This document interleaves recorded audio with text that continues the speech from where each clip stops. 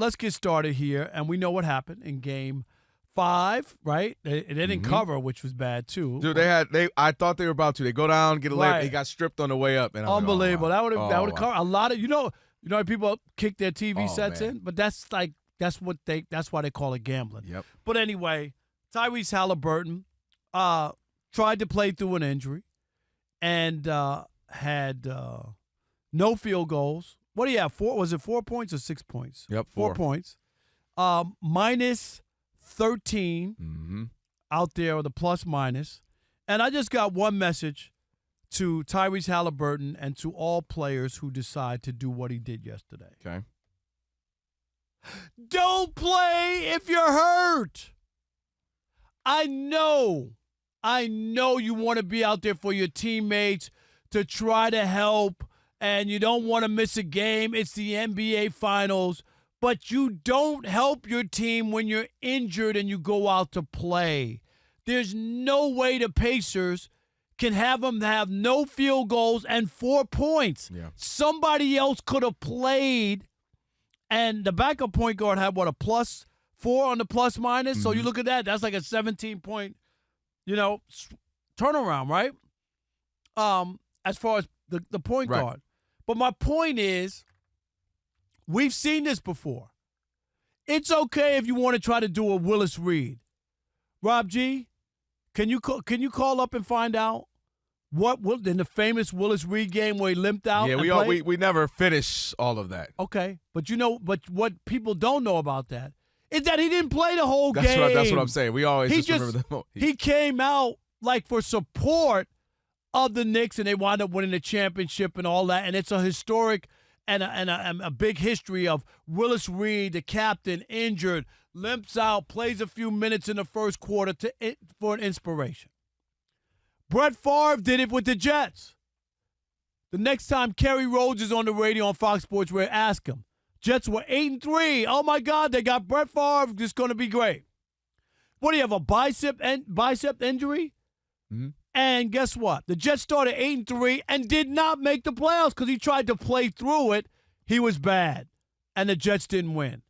And there comes a point where, for the good of the team, you have to take a step back. You have to be selfish. You have to say, you know what? I know they want me to play. I know I'm a big part of the team, but I can't help them. And everybody will respect that, even if it just came out as a token to get out there to try to mix it up for a few minutes and that's why you have reserves. That's why we've had big moments where guys have come off the bench and had big contributions. Kelvin, it's happened all the time. And you go, where'd that come from? Oh my, he was waiting for his chance, waiting for his opportunity, waiting for his moment. That's why he's played for all these years and put in all this energy. We know it. It's a famous story. Lou Gehrig, right? Wally Pipp was the first baseman, took a day off, got in there, never got back in. But the point is, you just made it. That's why he's going to play. No, but my point. No, coming in there taking my spot.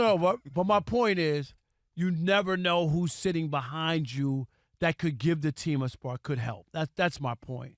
And of course, so it's selfish. There's no other way of looking at it. At some point, the coach ain't gonna take you out. You got to say, you know what? Hey, Rick, I tried. I can't. I'm hurting the team. I'm not helping the team. I'm gonna bow out. Let so and so play. Well, I absolutely get what you're saying, and I do think there comes a point. But this is why I think he's going to play in Game 6 as long as he medically can. If the doctors just absolutely say he can't, then he can't, and he won't be able to do anything about that. But I think what he's trying to do is a bit of what Willis Reed did. I want to give him a spark. I want to give him some hope. And by now, the good thing is, too, you get 2-3 days off, a couple days off. So you hope that, okay, it's manageable. I can play through this. And, Rob, while you gave some examples of kind of how it worked out bad, I think we've seen opposite examples where guys were sick, guys were hurt, and they showed up and they played great. You know my first one I'm going to go to, because it's one of the favorite and the greatest ever, still the most points in a quarter, 25 points from Isaiah Thomas and 88 in the finals Game 6 on that bad ankle that ended up keeping him out of Game 7. It was so swollen. It was the size of a grapefruit after the game.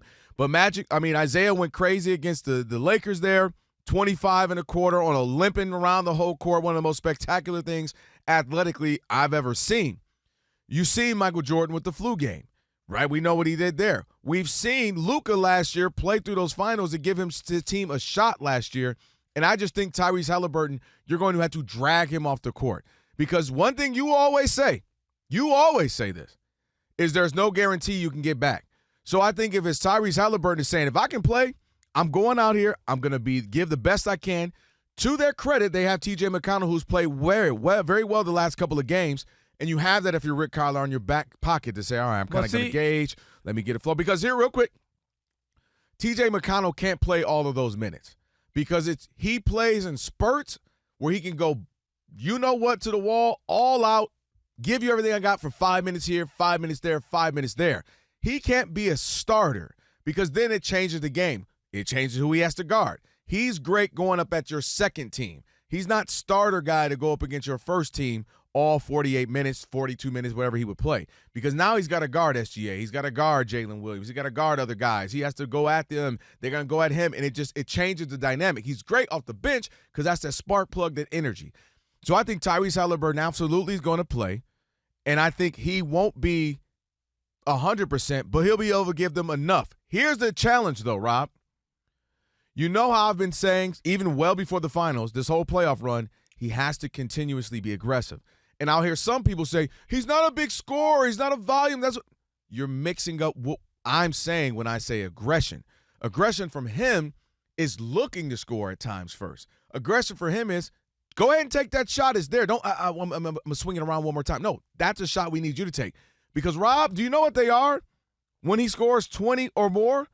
They're 8-0 when he scores 20 or more. I didn't say 30. I didn't say 40. I didn't say 50. He can get 20 points. When he scores 20 points in this postseason, they're 8-0, and I believe they're 6-7 when he scores less. So he has to be aggressive. He's the only chance they win in that regard because OKC now is cooking. They got a couple wins in a row.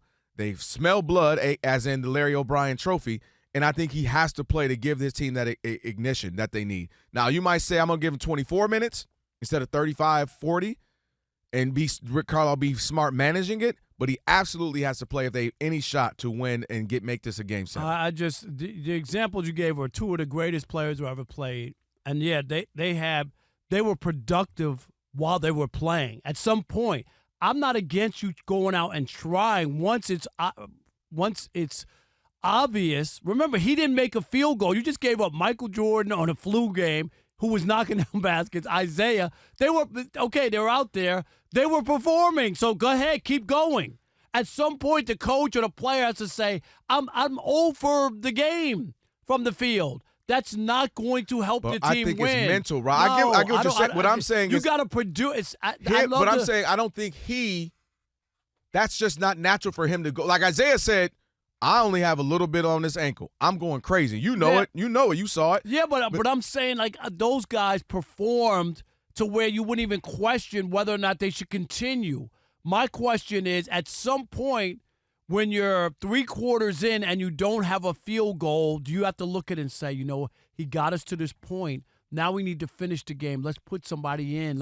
We need baskets. We need. Do you? That's what I'm talking about. I absolutely get, and that's why I said Rick Carlisle. This is why we all agree he's a great coach and he's going to go in the Hall of Fame. And this is where he's going to have to really earn that title, if you will, by managing it. But what I meant was, even in the first half, his mentality, and this is where I know people say, "Oh, I got to be aggressive." It's just not in his mentality at times. Sometimes he has to try more. He has to say, I'm going to switch the game up. I'm going to go make it a little easier. I'm going to start at the elbow. Or I'm going to start here. And it's just not in his mental makeup. And I'm saying the Pacers are going to need him to change his mental makeup and try to be more aggressive. 8-0 with 20 more points. We got to get you there. But either way, it's Akon. He got locked up. All right. That defense is crazy.